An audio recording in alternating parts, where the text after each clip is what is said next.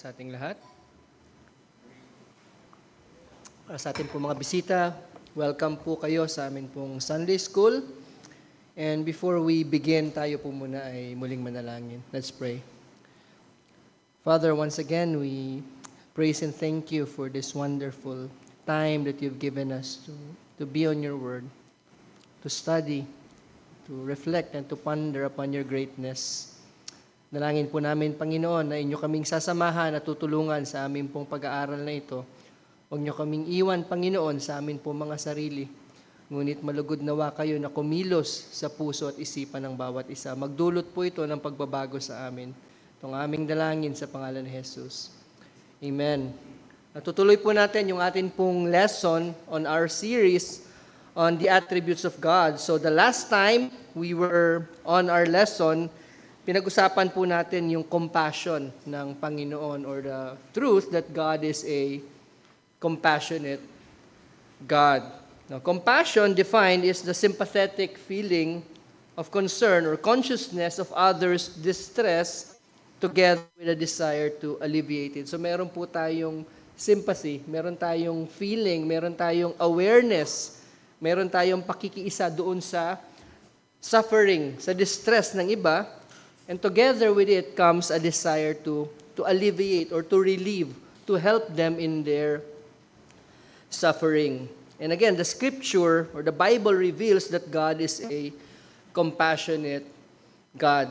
Listen to Louis Berkhoff. Sabi niya, in His mercy, God reveals Himself as a compassionate God who pities those who are in misery and is ever ready to relieve their distress.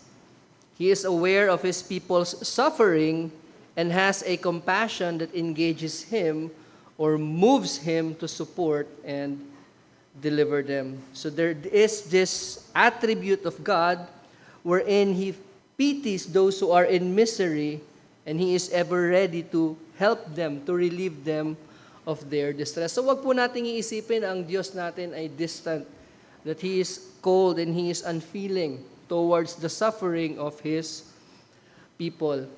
So if we have any doubts as to how God relates to us, to our suffering, we can rest assured that the God is compassionate, that He has sympathy towards the suffering of His people. Hindi po siya apathetic, hindi po siya walang pakialam. He doesn't turn a blind eye towards the suffering. So, balikan lang po natin yung atin pong mga ilang points na diniscuss last time. So, we have seen that God is affectionate or He is compassionate towards the suffering. And God is compassionate. His compassion reaches towards what? Repentant sinners. And in His compassion, God delights to save sinners. And again, this never ceases to amaze me that God's compassion reaches to His elect people even before we turn to Him. Even nung mga panahon na tayo ay nasa ating kasalanan, we were yet dead in our trespasses and sin, yet His compassion reaches out and reached out to us. In mercy, He came. In love and in compassion, He came to where we are. We were lost. Hindi natin hinahanap ang Diyos. And yet, God, our compassionate Savior, sought us, found us, saved us, and brought us back to His fold. And yet, tinitignan po natin yung katotohanan na yon in light of the truth, another that God is what? Impassible.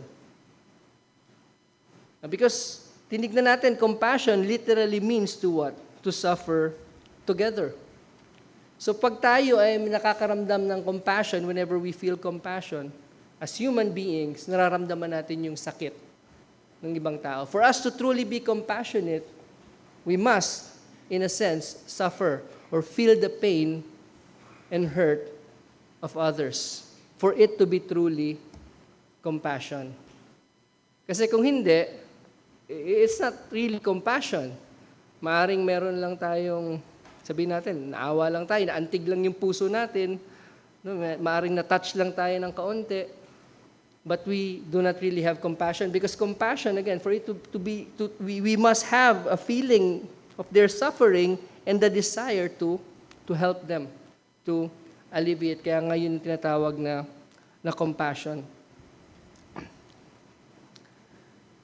So, ang sabi nila, for God to truly be compassionate or have compassion, He must be capable of suffering. So that's one problem na tinitingnan natin when we talk about God's compassion. Maraming mga theologians, it's been a popular theme in many theological circles, kung saan sinasabi nila na ang Diyos ay nagsasuffer. For God to truly love, for God to truly have and feel compassion, He must be capable of suffering. But then again, that goes against the grain of the doctrine or the teaching of the Bible that God is impassible. God does not have passions.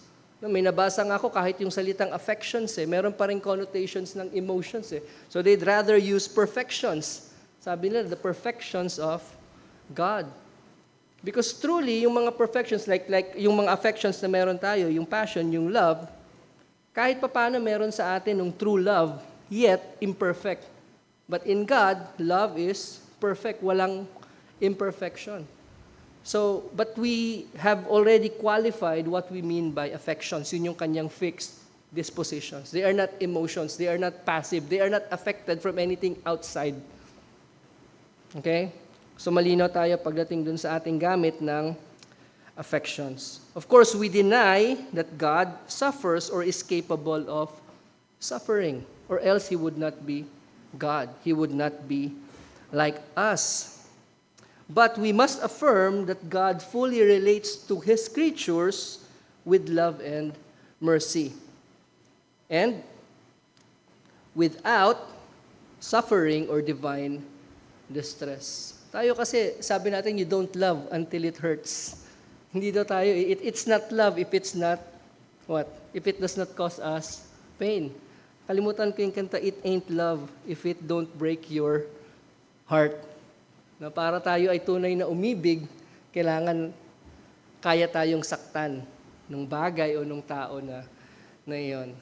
But God is not like us. For God to love, to be merciful, it does not mean that He also has to suffer or even be distressed or even change. Tayo, nagbabago tayo, we are all subject to change. So we are actually unpacking the truth that God deals with us, He relates to us with love and mercy, yet without suffering or divine distress or change. Una, nakita natin last time that God's compassion does not require divine suffering. God's compassion does not require divine suffering, but it requires rather special kindness for the afflicted. It requires special kindness for the afflicted. So I'm just summing this up. So when we think of God's compassion, we should not focus so much on His suffering, for He cannot suffer as God, but rather we focus on His power to save and to judge. When we read passages in Scripture that speaks about God's compassion, ang focus natin, yung ating pagtutuunan ng pansin is His power, His ability to save and to judge. Of course, merong afflicted, merong nagkakos ng affliction. So to those who are afflicted, who are the objects of His compassion, what? He will deliver them. He will save them. But for those who afflict and inflict pain on others, who are the subject of His judgment and His wrath, He is able to judge. At yun yung isa sa wala sa atin. Sometimes we feel pity, we feel compassion, but we do not have the ability, the power to alleviate them, to help them. Hanggang doon na lang tayo, hanggang awa na lang tayo. Hanggang simpatya na lang tayo. Pero wala tayong kakayanan na alisin sila doon sa kanilang misery. But God is both willing and He is also able to save in His compassion. So when we think of God's compassion, alisin natin yung suffering, alisin natin yung feeling na nasasaktan yung Panginoon sa ating pighati at napipighati din yung Panginoon. But rather, in His compassion, God is able to save us. And He desires to help the objects of His affection, the objects of His love. So the thrust of Scripture, pag tinignan natin yung mga Scripture that speak about God's compassion, like the ones that we looked at sa Exodus, it speaks about what? His love and regard, His care for the suffering. Yun lagi yung tinutumbok, yun lagi yung focus. His regard, His care, His concern, and His desire to save those who are suffering. Lahat tayo, we are all sufferers. Lahat tayo makasalanan, we are all sufferers. Some suffer more than others. But we are all sufferers. Kahit yung mga tinitignan natin, nasabi natin, like Asaph, kinainggitan niya yung mga parang masagana sa buhay, parang walang problema, parang walang kulang sa kanila. And yet, even they, sabi ng Scripture, God has set their feet in slippery slopes. We are all sufferers in this life. We all suffer one way or another. So again, divine compassion, ang kanyang focus or the essence of it is God's concern and love towards the suffering, but not on God's suffering. Huwag nating isipin na nararamdaman ng Diyos yung ating sakit. Alam ng Diyos yung ating nararamdaman. Yes, He has compassion, pero He does not feel the same pain that we do. But He has regard, He has concern, He has pity towards our suffering. So we see, it's not a great wonder to think that God suffers like us. Para sa iba, yun yung mas dakila sa kanila. Yun yung para sa kanila, yun yung nagkukos ng amazement, ng wonder, oh, that God suffers. He suffers with His people. He suffers with us. No, but rather, in God's willingness to become man, particularly God the Son, to become man, to suffer for sinners. Not so much that the divine could suffer, but that the divine was willing to become man so that He can suffer with and for us. Titingnan natin yan mamaya. So in Christ, we get a glimpse of divine compassion. Paano ba natin makikita in a more visible, in a more relatable way, yung compassion ng Panginoon? Sino yung dapat nating tignan? Ang ating Panginoong Yesus. If we want to understand more, if we want to be able to relate and at least kahit papaano to have a grasp ng compassion ng Panginoon, we must look at no one else but the Lord Jesus Christ. Remember, He had a friend named Lazarus who died. Ito yung favorite verse namin sa Sunday school ng bata. Jesus wept. Oh, one verse na agad yun. Pagparamihan ng memory verse, laging kasama yan. It counts as one verse. You may memorize the longest verse, but pag na-quote mo yun, I think John 11:45, I may be wrong. Jesus wept. So ano yung nakikita natin doon? When Christ wept, when He showed those human emotion, did He cease to be the image of the Father? Or was Jesus always and ever the image of the Father? Yes, of course, He is. So ano yung nakita natin doon? Of course, in the divine nature could not have tears or could not feel pain. Yet, in a very human way, in a very visible manner, pinakita sa atin ng Panginoong Yesus yung puso ng Panginoon towards the object of His affection, that He does care, that He does have concern, that He does have regard for our suffering. You see, what caused Lazarus' death was sin. The sin that, kaya nga pumarito yung Panginoon to deal with sin, to end the suffering. So makita natin yung kanyang affection towards the object of His compassion. And He feels no different for you and me. The same compassion that He had, that He showed towards Lazarus, is the same compassion that He has, that He feels towards you and me. Again, not emotion, but it is His fixed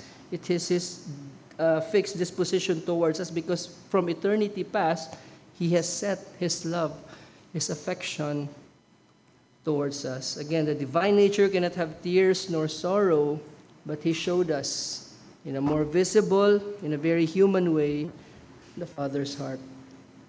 It's not showing Christ's pain. Hindi natin nakita. Jesus wept. Yes, He wept. Pero ano yung nakita natin doon? Yung kanyang pighati, yung kanyang pain? No, His love, His compassion, His care, His concern.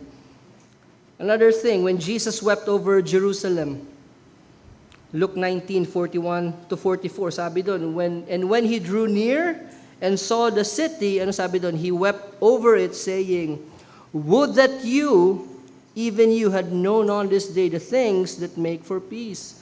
But now they are hidden from your eyes." He lamented the fact that these things are now hidden.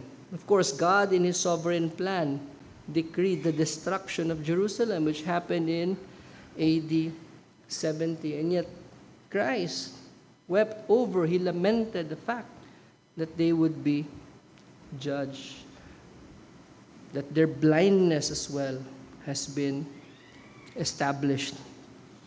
So makita natin dito, was it insincere for Christ to be weeping when in fact God has decreed, sovereignly decreed yung destruction ng Jerusalem? Ano yung sinabi sa Scripture?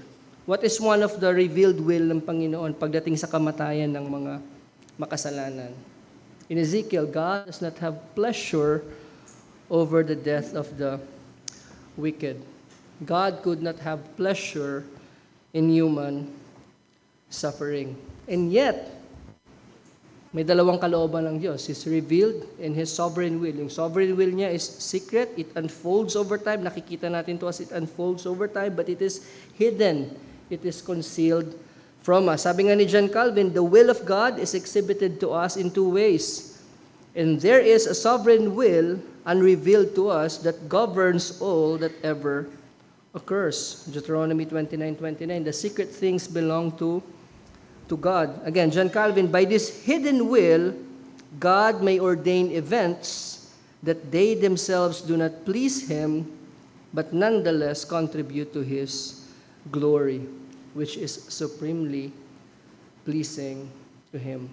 We can think of many things. If God does not have pleasure over the death of the wicked, how much more in the betrayal, in the blasphemy na tinanggap ng kanyang anak. And yet, in His sovereign will, ultimately ang end nun is His glory and His pleasure. Isaiah 48:9-11, sabi ng Panginoon, "For my name's sake, I defer my anger. For the sake of my praise, I restrain it for you, that I may not cut you off. Behold, I have refined you, but not as silver. I have tried you in the furnace of affliction. For my own sake, I do it. For how should my name be profaned? My glory I will not give to another." Again, God, despite He is not having pleasure in these things, yet para ultimately, para ma-work out yung kanyang sovereign will, He allows those things that He has no pleasure in, ultimately for His glory. God finds no pleasure in the suffering, but in the good that He works for His glory through the suffering. So wag nating maliin yun. God is not delighted in those things. He has compassion towards our suffering. Now, dako tayo dun sa cross, where Christ suffered and died. Now, let's take our minds to the cross. Question, why did Christ become human? Or sa New City Catechism, why must the Redeemer be fully human? Why must the Redeemer be fully human? Sagot, that in human nature, He might on our behalf perfectly obey the whole law and suffer the punishment for human sin, and also that He might sympathize with our weaknesses. Again, that's New City Catechism. Hebrews 2:17, therefore, He, the Lord Jesus Christ, He had to be made like His brothers in every respect, so that He might become a merciful and faithful high priest in the service of God, to make propitiation for the sins of the people. Now, Jesus as God, He is immutable. He is immortal. He is impassible. He is not subject to passions and emotions. However, when Christ came and the Christ that was crucified, he had how many natures? Two natures. He's fully God and fully human. Kinailangan ni Kristo na magkatawang tao. He had to take on human form in order to suffer and die. Because as the divine, he could not die. He could not suffer. And therefore, if he had not taken human form, he could not make atonement for our sins. However, if he had only been fully human, he would not still be able to accomplish our salvation. He would not have been able to conquer death. So he had to be both fully God and fully man to be our substitute and to be able to what? Successfully conquer death. So it is impossible for God to save us if he had not become human. Kung hindi siya naging tao, he could not suffer. He could not die. He could not have been tempted. And therefore, he could not die in our place, and he could not be our what? Sympathetic high priest. But as the God-man, he can, and he is our great high priest who sympathizes with us. He knows. Hindi lamang niya alam. He knows by experience what it's like to be tempted. He knows what it's like to be affected by all the ills in this life. And so yun yung rason kung bakit si Kristo ay nagkatawang tao, para siya ay ating maging manunubos, para siya ay ating maging tagapagligtas, para siya ay ating maging dakilang sacerdote, our great high priest, and to be the church's bridegroom. To be the church's bridegroom. So think about the incarnation. In Christ's incarnation, in Christ becoming man, Christ was brought near to us in a way that is not possible if he had been only divine. But since Christ became man, he is so near to us. Tignan natin yung mga benefit. No? Ano ba yung ating mga benefits na tinatanggap in our intimate spiritual relationship with him? Again, this was all made possible by the cross, by his suffering, by his death. This is all made possible. No, Christ delights in his bride with overflowing love and joy. Christ delights in his church, in his people, in his bride with overflowing love and joy. And Christ does not just treat us as servants. Ano yung turing sa atin ng Panginoon? He treats us as his intimate friends. I now call you friends. And he shares with us not only his heart, and he shares with us yung kanyang puso, yung kanyang sarili sa pamamagitan ng banal na Espiritu na nananahan sa atin. He shares with us his heart and his help. John chapter 14, 15 to 17, and verse 21, and John chapter 15, verse 14 to 15. And Christ values and esteems her, the church, very highly. At ano yung patunay na to? That Christ cares, that he loves, he esteems her highly, as he proved on the cross. Galatians 2:20. Buksan po natin sa Galatians 2:20. And if anyone is there, pakibasa po. Galatians 2:20.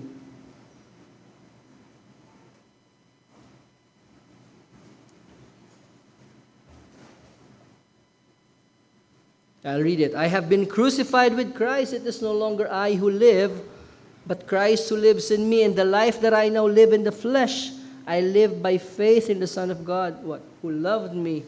At ano yung proof nun? And gave himself for me. So Christ esteems the church very highly. He loves it. And he gave himself for it. And Christ has pity and compassion on her with sympathy as his own body based on his experiences of temptation and affliction. Hebrews 4:15. Let's open Hebrews 4:15.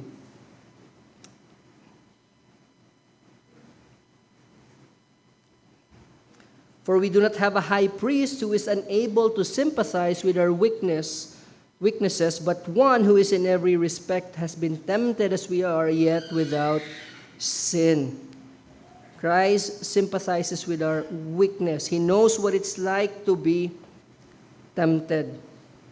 And let's also open Ephesians 5:29.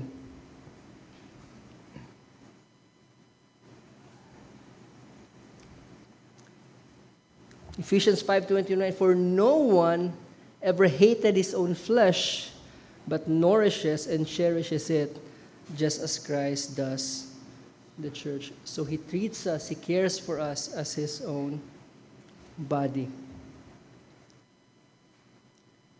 At the heart of our redemption is Christ's compassion towards sinners. So sa lahat ng ating nakita na to, it's not even, hindi man lang natin naisip yung suffering ng Panginoon, but nothing but the love and mercy which is displayed at the cross. Yes, Christ suffered in His humanity. Christ, of course, felt the pain of the nails that were driven into His hands and feet. Naramdaman niya yung tusok sa kanyang tagiliran. He felt the whipping in His body. And yet in all of that, we know that it is love and mercy that is in full display at the cross. And of course, God's judgment, God's righteous wrath towards our sin. The climax of the cross is not divine suffering. It is the fulfillment of God's will. Rather than magnifying God's love, the idea of divine suffering reduces the glory of His compassion, kagaya ng sa atin, creaturely. We cannot ultimately relieve people of their suffering. Of course, maybe temporal, paunti-unti, maaari natin silang matulungan or maibsan ng kaunti yung kanilang suffering. But listen, God, who is compassionate through Christ on the cross, has dealt a death blow to sin, the ultimate cause of suffering. He is both able, He is willing to save, He is compassionate. He will relieve His people from their suffering. And the cross does not point to divine suffering. Yes, it's human suffering ng Panginoon, but not divine suffering. God does not have emotions. God cannot suffer, but rather to divine grace. When we relate it to Christ's humanity, of course, we think about His suffering. But when we think about the Son's divinity, there's no suffering. Walang suffering sa divine nature ni Christ. He did not suffer in His divine nature. Ano yung nakita natin doon sa Kanyang divine nature? His grace, His mercy, His love, and His compassion as our incarnate, as our mediator who is both God and both man. So a few practical implications when we think about God's compassion. Think of this, matakot tayo na mawala yung ating pagkamangha, yung ating amazement, yung ating awe, yung ating wonder when we think about God's compassion. Let us fear that it would sound or it would become just a common thing for us. Rather, we must cultivate it. Cultivate natin yung ating awe, yung ating amazement. How? By reflecting who God is and who we are, the object of His compassion. When we consider God's supreme holiness and glory, yung kanyang self-sufficiency, yung kanyang perfect joy or beatitude, and all of His other attributes, it should amaze us that He cares for us. It should amaze us that He cares for us. Kung tayo nga naglalakad tayo, wala tayong pamasahe. Naglalakad tayo, obviously napagod na tayo. And maybe someone in a limousine stops by and shows us real compassion, mercy, sinakay ka, pinakain ka, hinatid ka kung saan ka. You'd be amazed. Why would this man spend time on me? And yet, di tayo na-amazed that the God who owns the universe actually did more than what any man could do for us. Listen to Jonathan Edwards. Christ is the creator and great possessor of heaven and earth. He is sovereign Lord of all. He rules over the whole universe and does whatever pleases him. His knowledge is without bound. His wisdom is perfect, and what none can circumvent. His power is infinite, and none can resist him. His riches are immense and inexhaustible. His majesty is infinitely full. Magkakaproblema tayo if we don't think of Christ.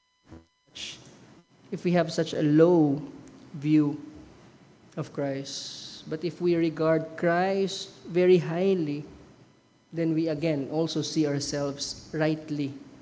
And then when we think of God's compassion, it becomes what? More magnified sa ating paningin that God will have pity. Let me continue, Jonathan Edwards. And yet, He is one of infinite condescension. The Old English na gamit ng condescend is to stoop down to help someone who is lower. Ngayon kasi pag sinabi mong condescending, parang proud, haughty.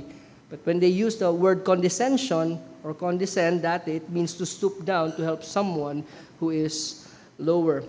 And yet, He is one of infinite condescension. Christ condescends.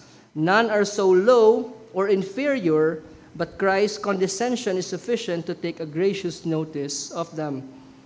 He condescends not only to the angels, humbling Himself to behold the things that are done in heaven, but He also condescends to such poor creatures as men, and that not only so as to take notice of princes and great men, but of those that are of the meanest rank and degree, the poor of the world.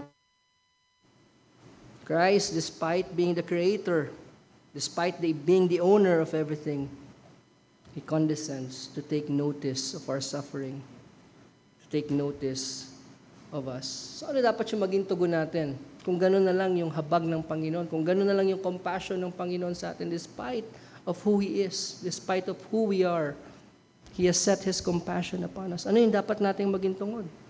Yung ating maging postura. We must have a posture of worship. When we hear the word, the Lord is merciful and gracious.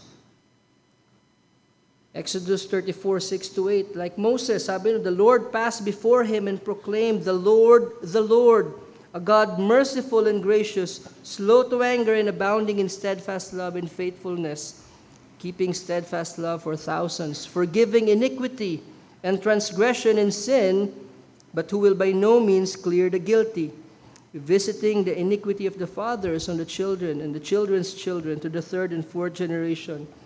And listen to the response of Moses. And Moses quickly bowed his head toward the earth and worshiped. Kamusta yung ating mga puso? When we reflect on the truth that God is merciful and gracious, are our hearts bowed down in worship right now? That God would even consider a worm such as you and me. He knows our frame. He remembers that we are dust. And yet, He has compassion towards us. Yes, we may not have the same experience of Moses na kung saan pinadaan ng Panginoon yung kanyang kaluwalhatian. But in Christ, God's glory shines bright. Kita natin yung kaluwalhatian ng Panginoon sa mukha ng ating Panginoong Yesus. Unless our eyes have grown cataracts ng mundo, ng kasalanan, hindi na natin nakikita yung ningning, yung liwanag. Kaya yung awa ng Panginoon, yung habag, yung kanyang pag-ibig, they have become things that are ordinary to us. Why? Because nawala na yung luster. Not because they lost their luster or their greatness, kundi yung ating mga mata have grown scales over time. We get used to things. We get used to hearing things. Kaya nga dapat ano yung panalangin natin? Lord, open my eyes. Help me see more of your glory. Take the scales from these eyes. Ano man yung mga bagay na dinulot ng sanlibutan ng aking kasalanan. That dim your glory. Alisin mo, Panginoon. Secondly, the kind and sensitive affection of the Lord. When we think of His kind and sensitive affection, dapat mas lalo na tayo itong ilapit sa Kanya. in times of trouble and sorrow. In times of trouble and sorrow, we must think of God's affection, His compassion towards us. We should draw nearer to Him. Again, God is not distant. He is not aloof. Psalm 34:17, verse up to 18, sabi doon, the righteous cry, and the Lord heareth, and He delivereth them out of all their troubles. The Lord is near unto them that are of a broken heart, and saves such of a contrite spirit. When a person who loves God, of course, we do not naturally love God. When we say when a person loves God, it means that God loved him first. That's why we love him back. When a person who loves God calls upon Him, anong sagot ng Panginoon? I will answer him. I will be with him in trouble. I will deliver him, and I will honor him. So dapat yun yung laging direction nating patutunguhan. Every time we are in trouble, every time that there's waves of trials, after waves of trials sa ating buhay, it should draw us closer and nearer to Him and not further. Hindi tayo dapat palayo sa Kanya. Paalalahanan natin yung ating sarili nitong pangako na to. 1 Peter 5:6-7, humble yourselves therefore under the mighty hand of God, so that at the proper time He may exalt you, casting all your anxieties on Him, because He what? Because He cares for you. 1 Peter 5:6-7. Huwag natin kalimutan yung mga pangako ng Diyos na yan. At patuloy tayong tumingin doon sa cross. If ever dumating man yung panahon sa ating buhay that we doubt God's compassion, does God really care? Does God really care about my suffering? Let's look at the cross. God so loved the world that the impassible Lord, that the immutable Lord took on immutable flesh or passible flesh and a passible soul so that He could suffer with us and die for us. Huwag natin kalimutan yung bagay na yun. If ever we doubt God's compassion, balikan natin yung cross. How God became man so that He can not only redeem us, but that He could also sympathize with our weaknesses, with our trials, and even with our temptations. And as risen from the dead, bilang nabuhay sa mga patay ang ating tapat, ating mahabaging high priest, He looks upon us in our suffering and in our temptation. Hindi niya sasabihin, napag-aralan ko na yan, or alam ko na yan in my omniscience. He knows it by experience. He sympathizes. He looks back on His own experience. Someone who has been tempted, someone who has suffered the consequences ng kasalanan sa sanlibutan. The same body that was once pierced by the nails and the same heart that was once broken by betrayal is now at the right hand of God, obtaining grace for all who draw near to God through Him. Si Christ knows. Alam ni Kristo. And Christ is able to help. Lastly, as we cling to God's compassion and in our time of suffering, we should strive to be what? Like Him. We should strive to be like Him. See, the pathway, yung daan para malaman natin o mas lalo pa nating maintindihan yung compassion ng Panginoon is through suffering. Suffering grief over our sins, suffering physically, even mentally, under the consequence of sin in this world. And so the more that we understand and we experience suffering, and the more we cling to God's compassion by faith in Christ, ano yung ginagawa sa atin itong work? It helps us to become more merciful in our dealings with.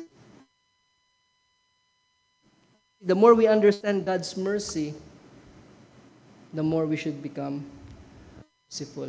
Kaya nga kung nagkukulang tayo sa mercy, either nakalimutan natin na tayo ay kinahabagan din ng Panginoon, or maaring nakakalimutan natin, pero ang nakakatakot, maaring hindi pa natin nararanasan yung habag ng Panginoon. It is impossible for someone who has received mercy to not be merciful. And so as we draw near to God in our suffering, as we draw near to His compassionate heart by faith in Christ, it makes us more like Him. Na hindi na tayo nag-i-inward, naaalis sa atin yung self-pity in our suffering as we draw near to God's compassion. Hindi na tayo nagtuturn inward in bitterness, in pain, in self-pity, but it helps us to turn outward, to reach out to others. Naintindihan natin that our suffering, our pain is also so that we may be able to help those who are suffering, to those who are in need, so that we may be able to relate, not only to relate to them, but to do something to help them. So again, as we do so, we become more and more like God. We become His finite human images. Imperfect, and yet we mirror God doon sa ating paglago, sa ating compassion, sa ating mercy, as we ourselves experience God's compassion and mercy in times of our suffering. And that concludes our lesson on God's compassion. Let's pray. Father, we praise and thank You for being our compassionate God, compassionate Savior. Alam po namin, Panginoon, sa maraming pagkakataon ay nagkukulang kami mismo sa amin pong compassion, sa amin pong mercy towards others. Father, we thank You for reminding us of these precious truths. May You grant us the desire to grow more in our love and our compassion for others. Help us to be more like the Lord Jesus Christ. May You bless the lesson na amin pong napag-aralan sa pangalan ni Jesus. Amen.